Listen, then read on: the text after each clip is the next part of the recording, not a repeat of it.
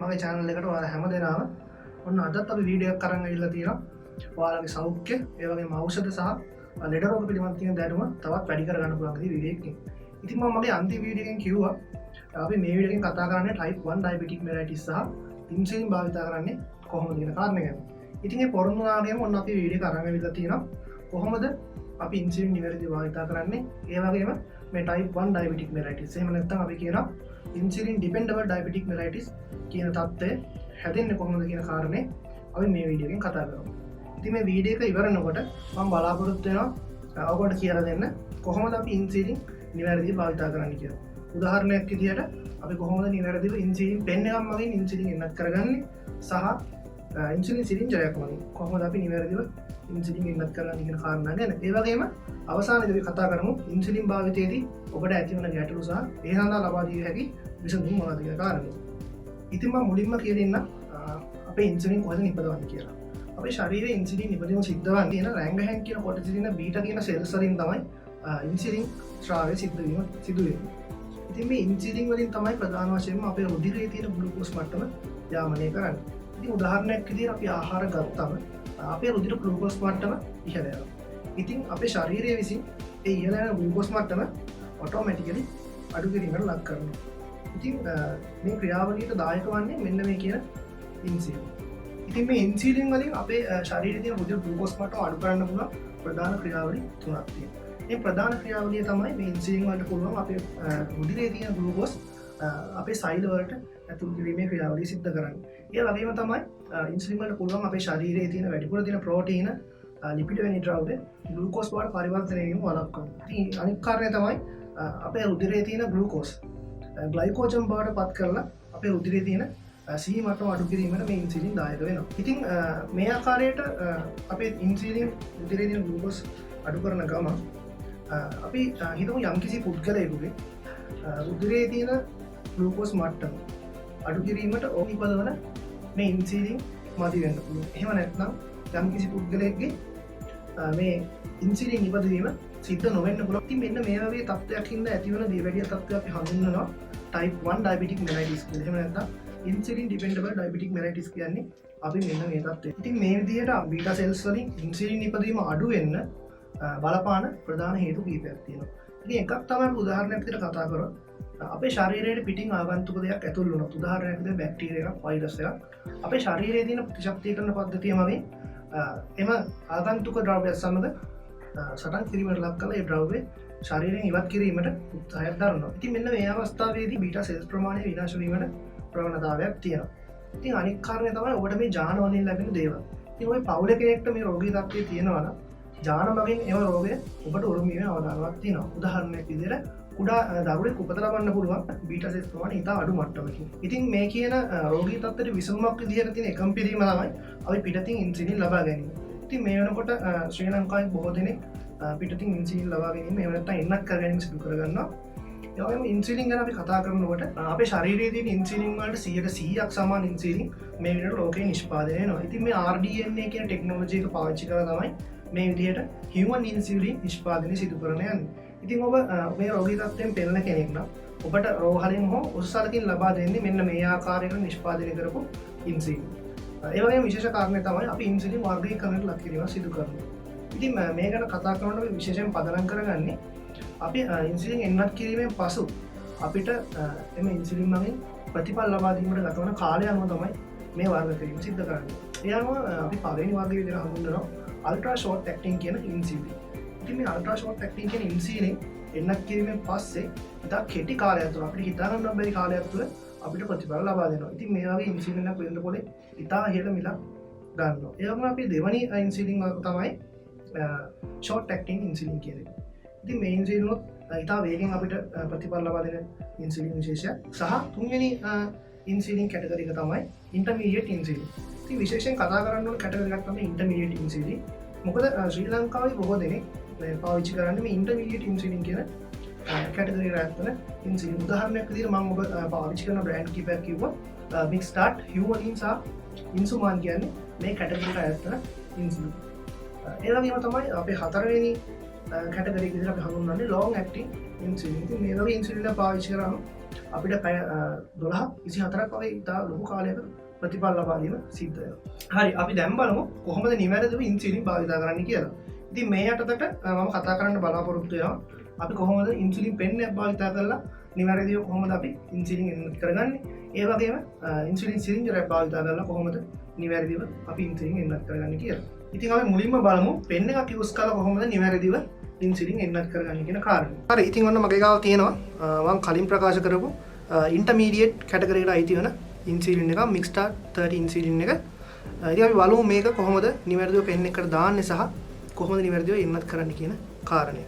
ඉතින් මුලින්ම අපි සිද්ධ කරන්න ඕන මේ ඉන්සිලින් එක යම් තාක් දුරට ෂේක් කරගන්න ඕනේ. ඉතින් මේ ෂේක් කිරීම ඉතා වේගෙන් කරන්නේ නැහැ. බොහොම හිමීට තමයි සිද්ධ කරන්නේ. මෙන්න මේ ආකාරයට කීපවරක් ෂේක් කිරීමක් සිද්ධ කරගන්න ඕන.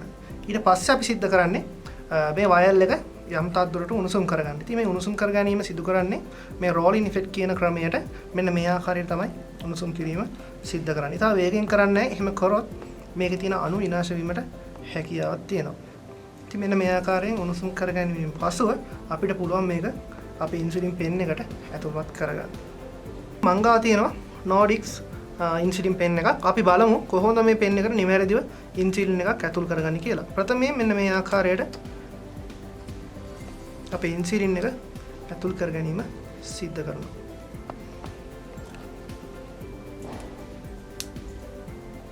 ඊට පස්සෙ අපිට පුළුවන් මේ සඳහා අවශ්‍ය වන නීඩල් එක සම්බන්ධ කරගන්න. ඉතින් අපිට පුළුවන් මෙන්න මේ විදිහට නීඩල් එක සම්බන්ධ කරගන්න.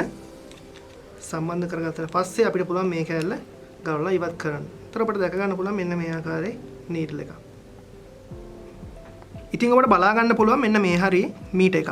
ඉතින් මේ මීටර් එකෙන් තමයි අපිට අවශ්‍ය යුනිට් ගාන මැනගන්නේ. ඉතින් මේ යුනිට් ගාන ඇත්තටම ඔබට තියෙන රෝගී තත්ත්වය අනුව වෙනස් වෙනවා. අපි උදාහරණයක් විදිහට යුනිට් 15ක් ගත්තොත් මෙන්න මේ ආකාරයෙන් මේ උඩින් තියෙන නොබ් එක කරකවලා අපිට මෙන්න මේ ආකාරයකට යුනිට් 15 දක්වා කරකව ගන්න පුළුවන්. ඉතින් ඔබට දැන් පේනවා ඇති දැන් මේක තියෙන යුනිට් 15. අපි අවශ්‍ය යුනිට් ගානට මේක කරකවගත්තට පස්සේ ඔබට පුළුවන් ඔබේ ආර්ම් එකට හෝ ඇබ්ඩොමන් එකට මෙන්න මේ ආකාරයේ නොබ් එක ප්‍රෙස් කරලා ඉන්සිලින් එන්නත් කිරීම සිදු කරගන්න. හරි දැන් මගේ අතේ තියෙනවා මික්ස්ටාර්ට් වයර් එකක්. මේක 10 ml වයර් එකක්. ඉතින් මේක ඇත්තටම පෙන් එකක් පාවිච්චි කරලා අපිට එන්නත් කරගැනීම සිදු කරගන්න බෑ. මේ සඳහා අපි අනිවාර්යෙන් පාවිච්චි කරන්න ඕන සිරින්ජ් එකක්. ඉතින් මම කියලා දෙන්න සිරින්ජ් එකෙන් කොහොමද අපි හරියට මේක එන්නත් කරගන්නේ කියන කාරණේ. ඉතින් අපිට අවශ්‍ය නම් මෙන්න මේ වගේ 1 ml සිරින්ජ් එකක්. ඉතින් මේ සිරින්ජ් එක ඔබට පේනවා ඇති නීඩල් එක. ඔබට පුළුවන් මෙන්න මේ කැප් එක ඉවත් කරලා සිරින්ජේ ආධාරයෙන් ඔබට අවශ්‍ය යුනිට් ගාන මෙතින් මැනගන්න පුළුවන්. ඒ අවශ්‍ය ප්‍රමාණයට ඔබ අරගෙන මම කලින් පැවසු ආකාරයට ඔබගේ ආර්ම් එකට හෝ තයි එකට එන්නත් කරගෙන සිදු කරගෙන පුළුවන්. ඉතින් මේ ඉන්සිලින් ගැන කතා කරනකොට ඔබ විශේෂ කරුණු කීපයක් දැනගෙන තියාගන්න ඕන මේ පිළිබඳව.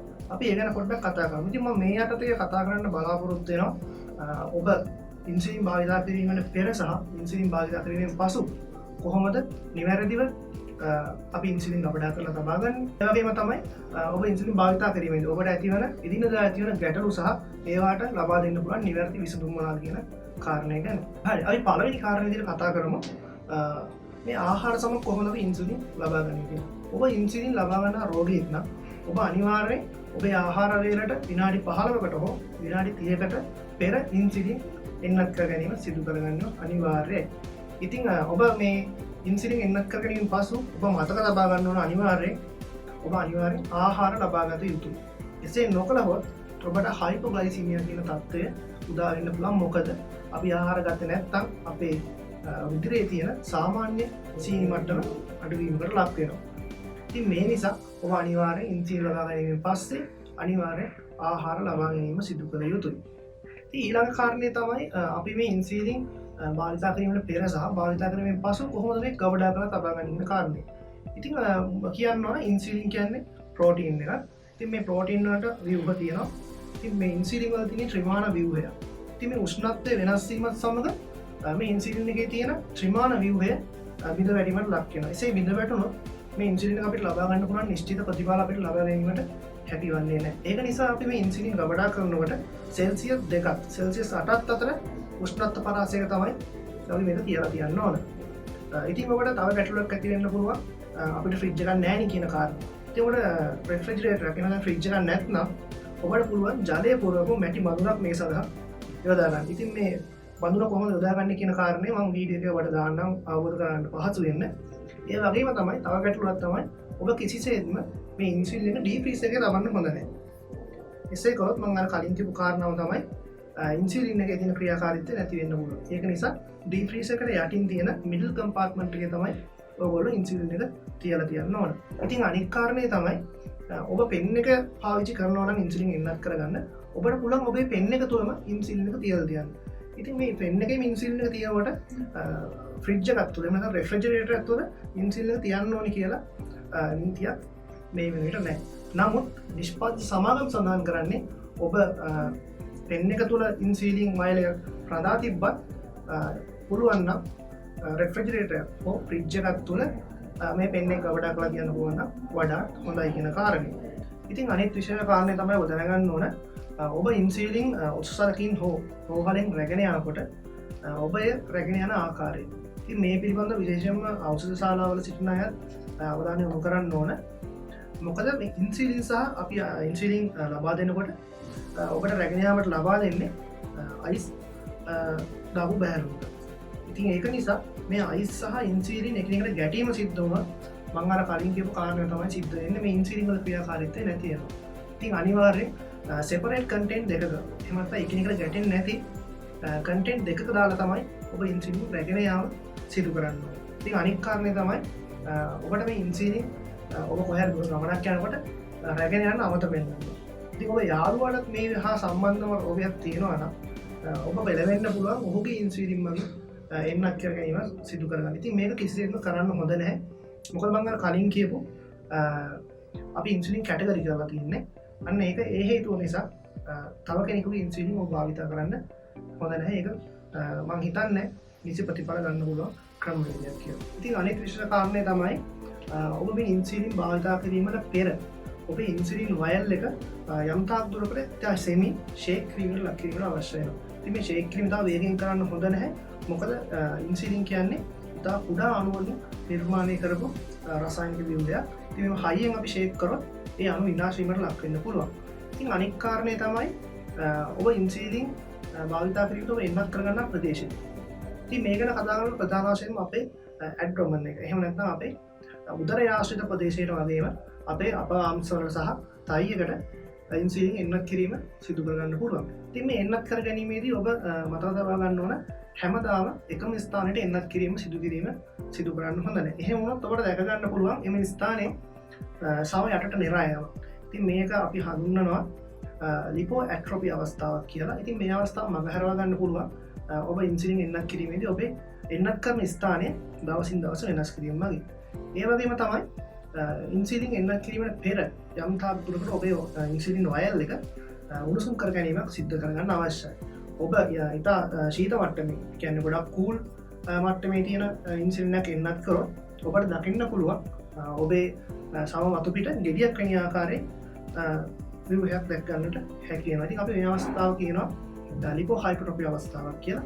ඉතින් මේ අවස්ථාව මගහරවා ගන්න පුළුවන් ඔබට ඉන්සුලින් එන්නත් කිරීමට පෙර ඉන්සුලින් වයල් එක යම් තාක් දුරකට උණුසුම් කර ගැනීම. ඉතින් අනිත් විශේෂ කාරණය තමයි ඔබ ඉන්සුලින් භාවිත කරන රෝගියෙක් නම් ඔබට යම්කිසි මොහොතක ඉන්සුලින් එන්නත් කිරීමෙන් පසු ආහාර ලබා ගන්න අමතක වුණොත් ඔබ ඒට අතිරේකයක් වශයෙන් ග්ලූකෝස් පැකට්ටුවක් ලබා තබා ගැනීම අනිවාර්ය වෙනවා. ඉතින් යම්කිසි පුද්ගලයා සඳහන් කරන චොක්ලට් ටොෆි වැනි ද්‍රව්‍ය තබා ගන්න කියලා. ඉතින් මම නම් ඒක එච්චර අනුමත කරන්නේ නැහැ. මොකද ඇත්තම චොක්ලට් ටොෆි වලින් ඩයිසැකරයිඩ් සමහර ඖෂධ වල පුළුවන් මේ ඩයිසැකරයිඩ් මොනොසැකරයිඩ් වෙන එක නතර කරන්න. ඒක නම් හොඳම දේ තමයි ග්ලූකෝස් එකක් ළඟ තියාගන්න. මොකද ග්ලූකෝස් වල තියෙන මොනොසැකරයිඩ් අපිට කෙලින්ම රුධිරයට අවශෝෂණය කරගන්න ඉතා පහසුයි. ඒක නිසා මතක තබා ගන්න ඔබ ඉන්සුලින් භාවිත කරන කෙනෙක් නම් ඔබේ ළඟ අනිවාර්යෙන් ග්ලූකෝස් පැකට්ටුවක් ළඟ තබා ගන්න. ඉතින් මේ ඉන්සුලින් භාවිතයේ තියෙන අනිත් ගැටලුව තමයි මේ ඉන්සුලින් ඇලර්ජි කියන தත්ත්වය. ඉතින් දැන් ගොඩක් දුරට පාවිච්චි කරන්නේ හියුමන් ඉන්සුලින් RDNA ටෙක්නොලොජි එකෙන් හදන්නේ. ඒක නිසා අපිට සිද්ධ වෙන්න පුළුවන් ඇලර්ජික් රියැක්ෂන් ඉතාමත් අඩුයි. ඉතින් මේක වසර ගණනාවකට පෙර පාවිච්චි කරපු ඉන්සුලින් හා සසදා බලනකොට මේ වගේ ඇලර්ජික් රියැක්ෂන් ඇති වෙන්න පුළුවන් ප්‍රවණතාවය ඉතාමත් අඩු මට්ටමක තමයි තියෙන්නේ. ඉතින් තවත් බොහෝ දෙනෙක් තියෙන ගැටලුවක් තමයි ඒගොල්ලෝ පාවිච්චි කරන යුනිට් ප්‍රමාණය අනුව මේ ඉන්සිලින් වැයවන ප්‍රමාණය වෙනස් වෙනවා. ඉතින් සමහරක් අවස්ථාවලදී විශාල මුදලක් වැය කිරීමට පවා සිද්ධ වෙනවා. ඉතින් මේ වගේ අවස්ථාවලදී ඇතිවෙන ගැටලුවක් තමයි රෝහලින් ලබා දෙන මෙන්න මේ ආකාරයේ ඉන්සිලින් එකේ ඉන්සිලින් වයල් එකේ අපේ පෙන් එකේ තියෙන වයල් එක රීෆිල් කරගන්න පුළුවන්ද කියන කාරණේ. නැත්තම් මේකෙන් පුරව ගන්න පුළුවන්ද කියන කාරණේ.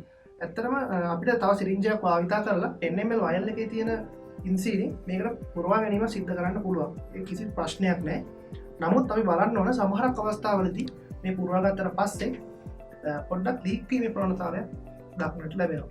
ඉතින් එහෙම ලීක් වෙනවා නම් ඇත්තටම ඒක සාර්ථක ක්‍රමයක් නෙවෙයි. ඔබට හරියට ඒ කරගන්න පුළුවන් නම් ඒ පිළිබඳ කිසි ගැටලුවක් නැහැ. හරි, ඉතින් මම හිතනවා වීඩියෝ එක අවසාන වෙනකොට ඔබට ඉන්සිලින් පිළිබඳ සහ ඩයබටික් මෙලයිටිස් ටයිප් 1 ගැන ඉතා හොඳ අවබෝධයක් මේ වෙනට ලබා ගන්න පුළුවන් වෙන්නේ නැති කියලා. ඉතින් මම බලාපොරොත්තු වෙනවා මේ වගේ වීඩියෝ ඉදිරියට ඔබ හමුවට ගේන්න සහ ඔබේ තියෙන ඖෂධ පිළිබඳ තියෙන දැනුම සහ ලෙඩ රෝග පිළිබඳ තියෙන දැනුම අපිට පුළුවන් ආකාරයෙන් වැඩි කරගන්න. ඉතින් තවමත් මගේ channel එක subscribe කරලා නැත්නම් මේ පල්ලෙහාදී වර්තමාන බටන් එකේ channel එක subscribe කරලා තියාගන්න. එතකොට පුළුවන් මම දාන අනිත් වීඩියෝස් ඔබට ඉක්මනින් නරඹන්න. ඉතින් අපි මේ වගේ වැදගත් වීඩියෝ එකකින් ඉදිරියේදීත් හමු වෙමු. ඔබට සුබ දවසක්.